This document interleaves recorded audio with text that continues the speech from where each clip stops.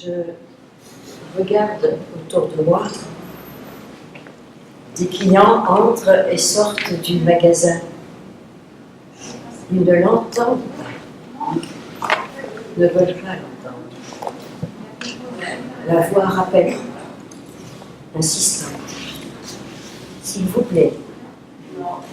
Elle vient d'en dessous de moi, de l'endroit où, il y a quelques années, j'attachais mon vélo VTC. Du même endroit où des hommes désocialisés boivent de la bière forte et urinent. Je regarde ce carré de goudron souillé. J'ai de la peine. Une femme est là, accroupie dans sa jupe noire, avec une superposition de pullover et un foulard sur la tête. Un regard qui brille trop fort dans la nuit. Elle serre contre elle une toute petite fille dont on ne voit pas les yeux. Elle les dissimule dans les plis des vêtements de sa mère. J'approche ma main de la tête de l'enfant, mais elle se protège de ses deux petits bras arrondis. Sa mère m'explique « She's afraid ». J'ai trop connu la peur il y a longtemps. Je ne relève pas. « Where do you come from ?» La réponse précise m'atteint de plein fouet. Alep. Un moineau s'équilibre à la branche de l'arbre entre terre et nuages. Il a faim, il a froid. Un chat noir et inquiet attend une caresse.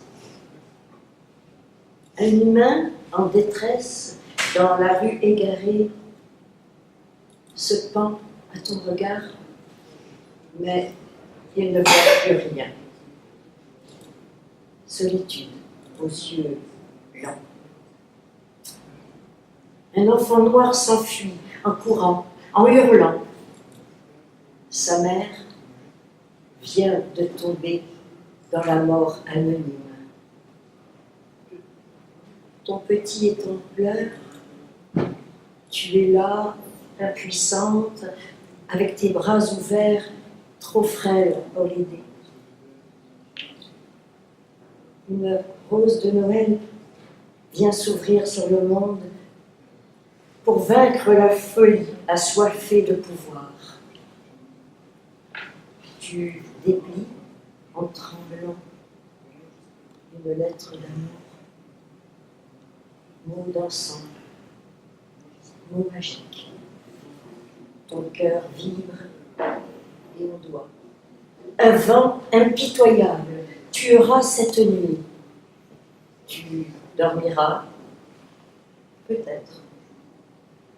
Des roquettes meurtrières, tueuses, invulnérables, joueront à la guerre, un sport indémodable. Tu dîneras sans joie, solitaire, attentive, espérant la douceur pour le monde et pour toi.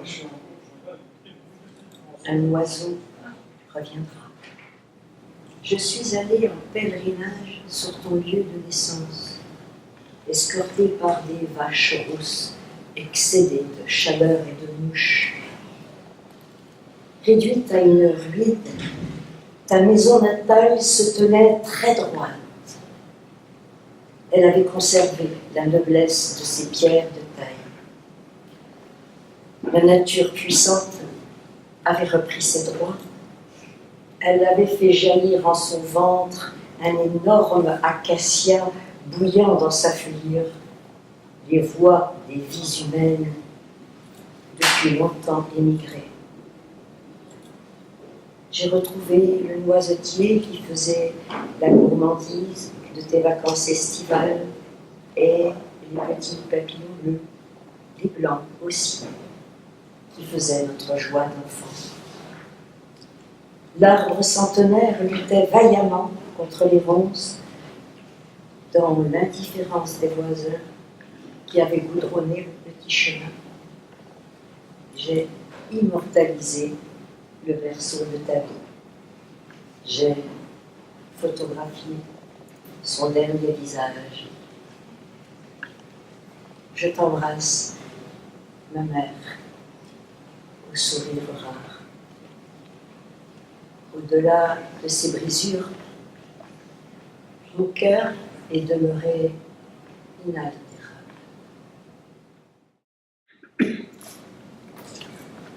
Oyana, j'écris ton nom. Arbeit macht frei. Viennent ces mots de la honte pour une raison obscure.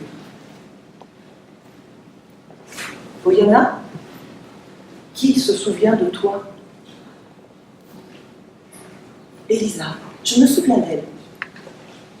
Histoire d'amour, histoire de sœur, idéal, amour idéal. Nietzsche. Écrire, ça fait mal, ça fait honte. Est-il possible de ne pas continuer de s'effondrer? Oyana, confrontation, vas-tu l'accepter enfin?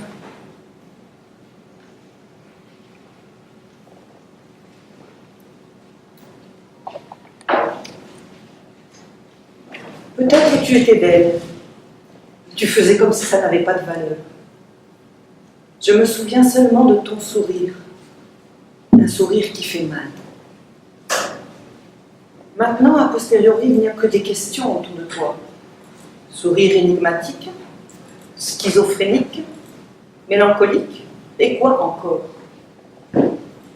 Les paroles se sont muées en choses dures parce que tu étais belle et tu faisais comme si ça ne comptait pas.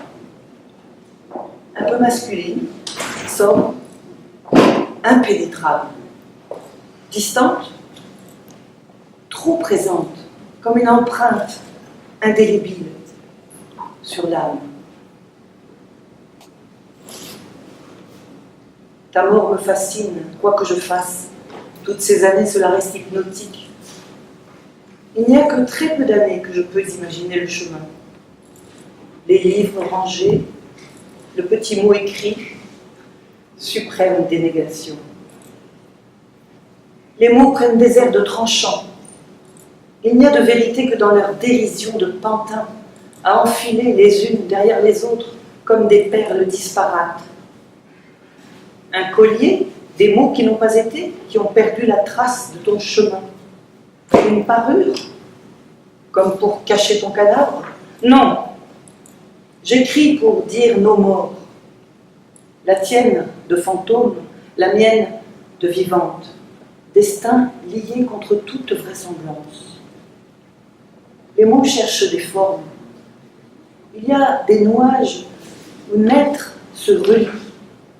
Je veux le trouver malgré trop. Je le crois malgré tout.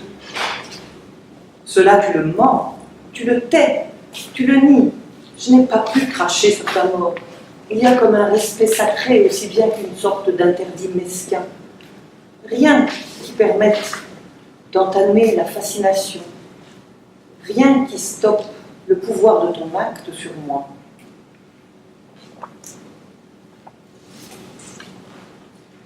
Pouvais-tu aimer quelque chose de moi? Inaccessible.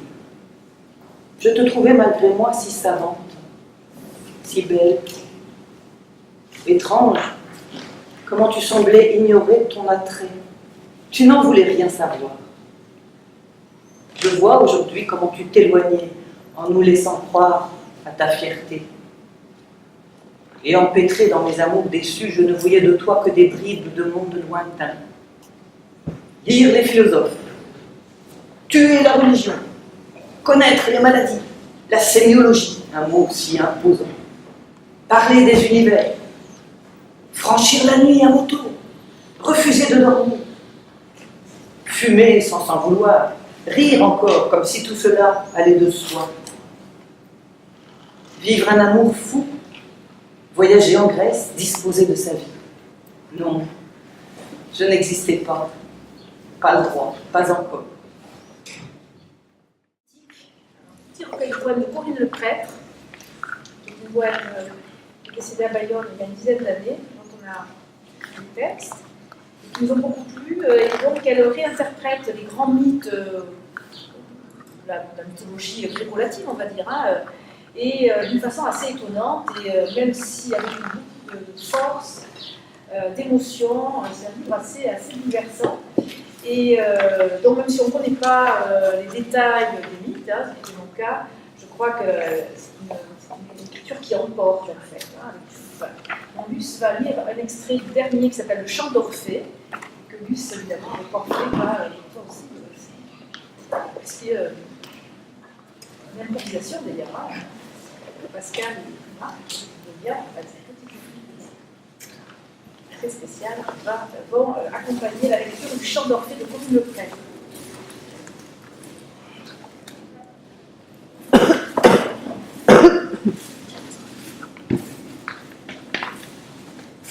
Que nul amour ne vienne te ternir, toi, le chant de la lyre du fils de Callion, caressant les 9 cordes, exorde à ses os, lissant les chevelures des algues des rivières, apaisant la colère du cruel Cerbère.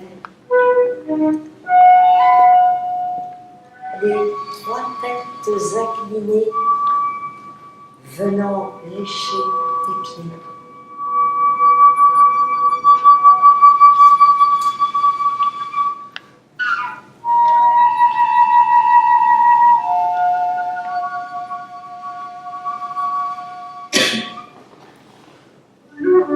Orphée, fils de Calliope, qui connaît les secrets des notes égrenées,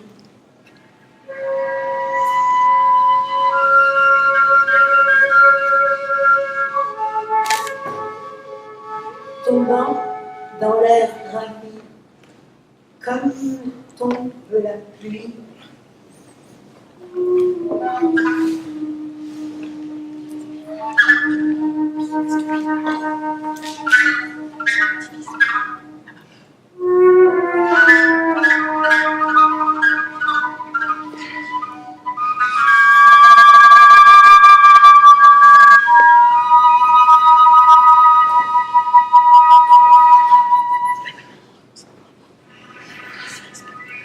Ton chant est pur et lisse. Il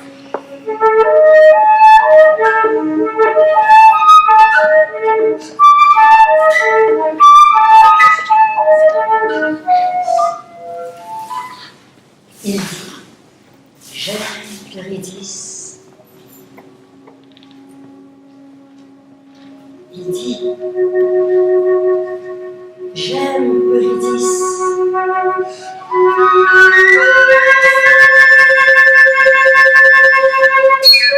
Et la perd à jamais.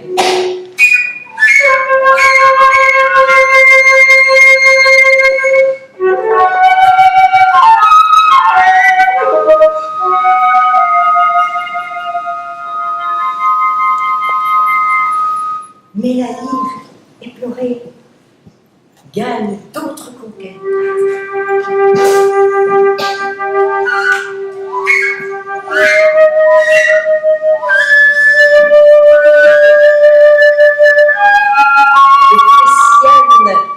Des bêtes aux grands yeux éclairés, alanguies par la magie du chant,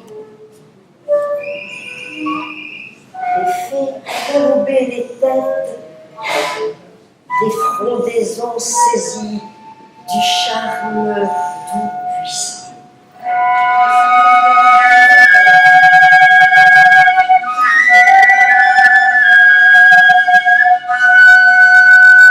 Toi,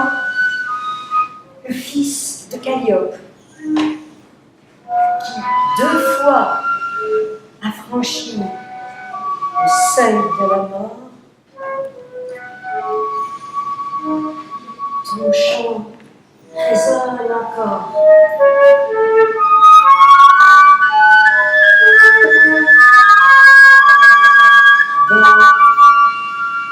Dans la beauté du monde.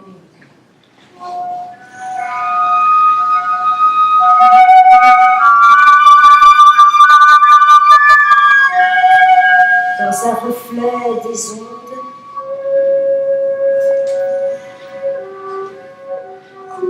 dans un murmure de feuilles,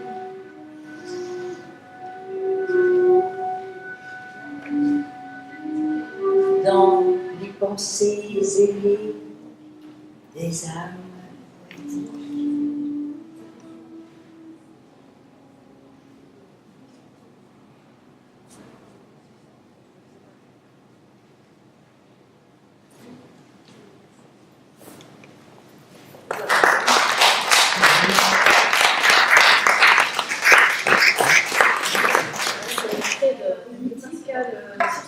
Qui est un photographe de Beausoir et qui nous avait proposé des photographies de murs, hein, comme le nom l'indique. Et donc, c'est des photographies sans trucage. Enfin, donc, et nous, on lui a dit, mais nous, on n'est pas éditeur de photographie. Et donc, il nous a proposé des poèmes qui sont ses impressions, voilà, ses visions un peu à partir de ces poèmes. Et donc, ça nous a plu. Et donc, on a édité Secret de mur. Donc, Marc va nous dire deux textes. Pour tout ce qui se passe, pour nos corps qui s'enlacent, ce que l'on partage tout au long de nos âges, pour ce que l'on va vivre sous le ciel étoilé, et que rien... qui sont dans un contexte du Pays Basque, un petit peu souvent soumis à des dérèglements climatiques, à des dérèglements politiques, enfin bon, partout d'ailleurs. Et donc des belles histoires touchantes là aussi, avec toujours l'amour de la nature qui caractérise plus. Donc un extrait du premier texte qui s'appelle Une brebis sur l'eau. C'est un dialogue entre une petite fille mal aimée et une brebis qui a beaucoup compté dans sa vie. Le cœur, quand il a mal, cherche à se dérober à l'inhumain béton. Il ouvre grand ses ailes et rejoint, clandestin, de lointaines prairies, auprès des libellules opales, ballerines. Les chemins musiciens et le chant des courants le guident. Il compose pour lui une symphonie verte, ponctuée de silence. Le cœur laisse derrière lui les autoroutes grises, mugissant de fureur, où le temps meurtrier écrase les sentiments, les tasse sous une lumière crue et absorbe les apparitions actives et timides de la vie. Il s'enfuit, le cœur. Il aspire à déposer sa peine. Il a 8 ans. Un cœur tout neuf, des yeux dorés, des cheveux de fée, une silhouette de fillette. Ses yeux mouillés de rêve s'échappent dans la lande où l'attend une brebis, sa brebis, qui le réchauffera à sa laine maternelle, qui lui offrira ses boucles de douceur où poser son regard. Et il entend déjà résonner sa sonnaille de cuivre, qui lui dira tout bas, tandis qu'il reposera ses yeux là. Tu as fait de moi une bien jolie brebis, bonne et aimable, comme je rêvais de l'être. Tu ne m'as pas égaré dans un troupeau anonyme. Tu ne m'as pas perdu avec des centaines d'autres brebis que tu ne connais pas, qui ne te connaissent pas et qui ne t'aimeraient pas comme je t'aime déjà. Là, c'était une histoire vraie. Et la brebis a fini débitée et mangée par le père de l'enfant. Oh, ce parfum d'orange trop mûr. Exactement le même qu'hier. Ils étaient forts, très forts. Elle aurait pu s'y laisser prendre. Cette perfection dénonçait l'imposture. Pourtant, cette présence était chaude et rassurante, moelleuse à s'y noyer. Illusion impossible. Tout cela s'imposait, impossible de s'échapper. Il fallait se lever. Une fois hors du lit, tout s'emboîtait. Elle ne se tenait plus de voir le couloir derrière la porte, ou l'infime écorchure sur le mur des toilettes. Et une fois de plus, elle s'y laissait prendre. C'était la seule issue. Mais qu'attendait-il d'elle? Il se souvenait de tout, jusqu'au moindre détail. Alors que le cœur battant, elle allait les surprendre. La fissure entrevue se colmatait sans heurts. Ils y avaient pensé. Elle admirait souvent leur ingénieux décor. Et parfois se laissait aller sans plus chercher la faille. Mais au matin, à nouveau, la terreur palpitait doucement. Elle y était encore. Pourquoi un jour de plus? Elle n'avait pas trouvé le chemin vers l'ailleurs. Et puis, c'était la douce chaleur au parfum d'orange. Et la peur reculait. L'étrangeté devenait norme. Jusqu'au soir venu.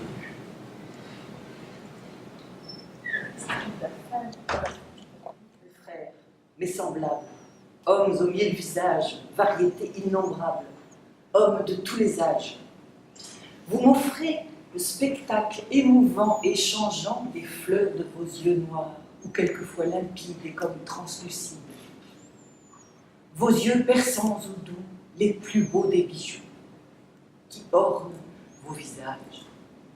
Hommes de tous les âges, innombrables portraits d'un artiste inspiré, d'un artiste comme fou, n'ayant aucun modèle, chaque forme nouvelle, d'un artiste immortel retrempant ses pinceaux pour la couleur d'un cil, pour celle d'une peau.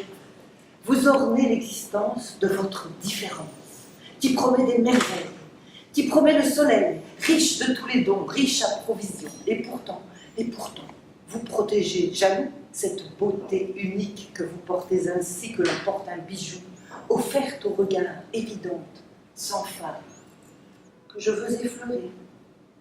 Mais vous vous dérobez, vous gardez vos trésors, vous tournez les épaules sitôt que l'on vous frôle. Et pourtant je vous aime comme on aime en amour, mélange de passion et d'amère déception, de ne jamais pouvoir vous posséder entier.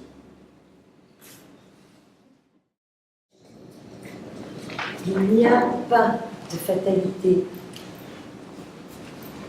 de chemin verdoyant sur la rive d'autoroute. Pas de rue égarée sur le ciment des rues. Pas de rose étonnée aux charpentes d'acier. Pas un oiseau posé sur du fil barbelé.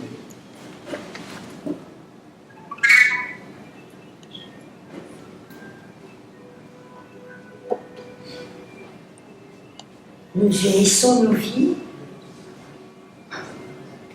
avec un cœur qui sait où palpitent les âmes.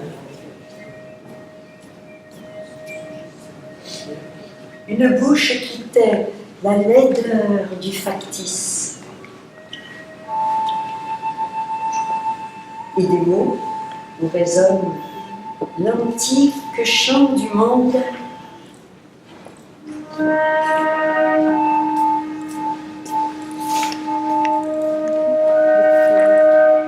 Attaché à lutter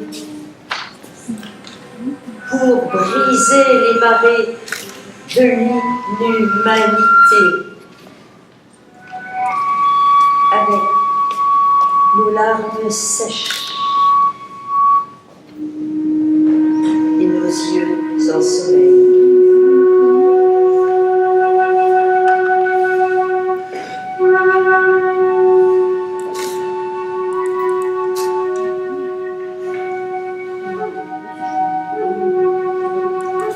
Il n'y a pas d'artiste sans souffrance sublime. Aucune œuvre achevée pour fermer les fenêtres sur l'univers futur qui nous attend debout.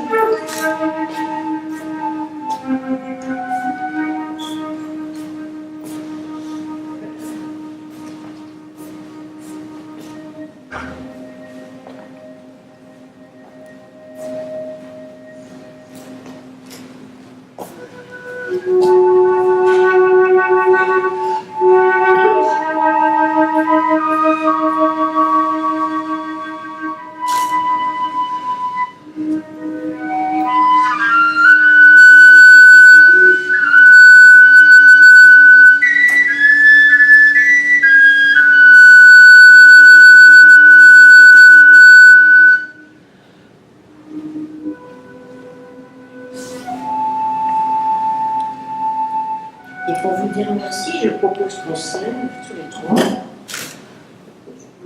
les flûtes et moi.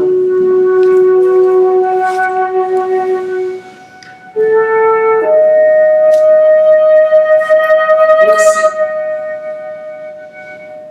Et s'il me reste un mot pour célébrer la vie, qu'il aille, comme les vents, soulevant l'eau des mers, vers les sommets cachés de la prison des hommes, par-delà les vallées, les guerres et les frontières, dire au monde en danger, merci. Merci pour le ciel bleu et la chaleur féconde, pour l'eau apprivoisant nos pensées trop brûlantes, adoucissant nos mains épuisées et tremblantes, pour la mer immobile apprenant la sardane, pour le souffle portant nos colères d'écume,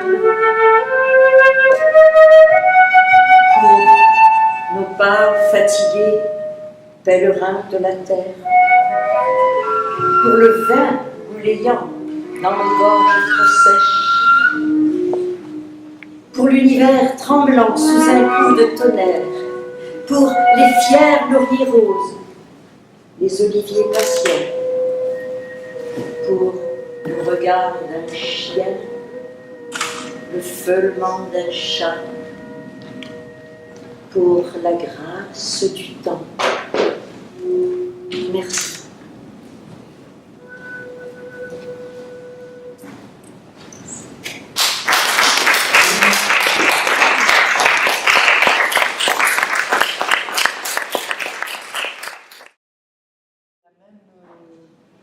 La même note ou le même jeu qui se fait, mais on donne des points de repère de silence, enfin on écrit une trame dans laquelle elle va dire son texte, moi je vais jouer, ça se tisse à l'écoute au moment, à l'émotion, c'est l'expression de deux sensibilités à cet instant-là sur ce texte-là.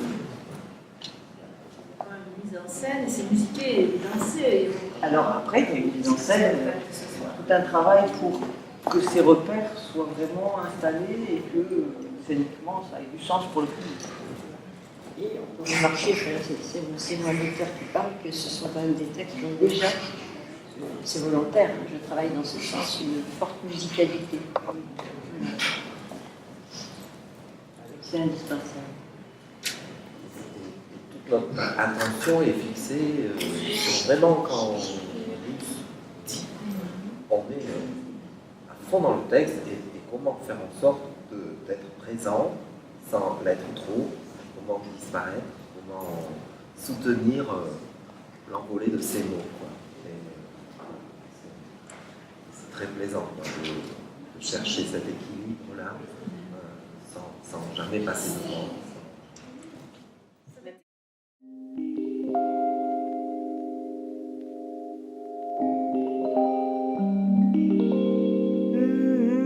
Qu'elle n'envole, elle n'illustre pas, elle balance ce qu'elle ressent.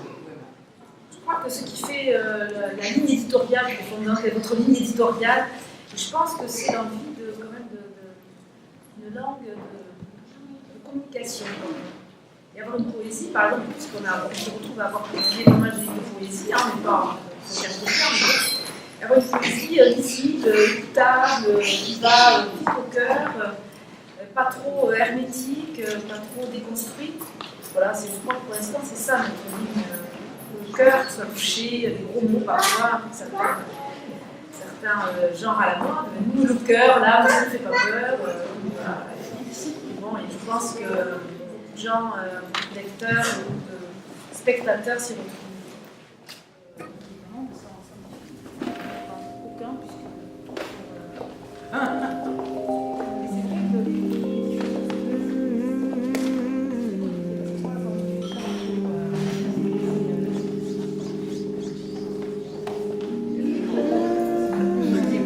On l'a depuis.